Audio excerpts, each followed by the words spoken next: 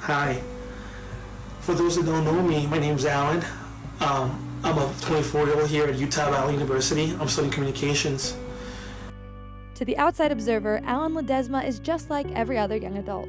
But listen to his voice for a second longer and you might discover a defining characteristic. And most importantly, I'm a legal immigrant. Alan's family immigrated from Mexico when he was only 9 years old, choosing to leave behind prosperity for the American dream. 16 years later, Alan can still remember the moment like it was yesterday. I remember my dad, he asked us to come into his office and he sat us down and he told me and my sister, we're gonna sell all our possessions, we're gonna get tourist visas, and we're gonna come to America, we're gonna live with your uncle and your aunt, and we're gonna start all over again, start fresh. It was a bold move.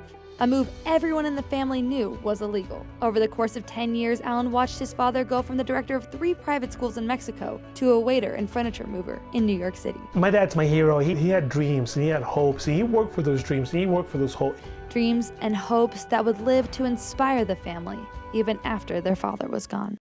My father passed away actually in 2012, the same year that DACA was placed. But if my dad was here or he was there when DACA was put in place, he would be overwhelmed with joy and he would just be excited, and you probably would find a way to help out somehow. One document changed Alan's status and opened a future of possibilities. 5 years later, another document turned his world upside down.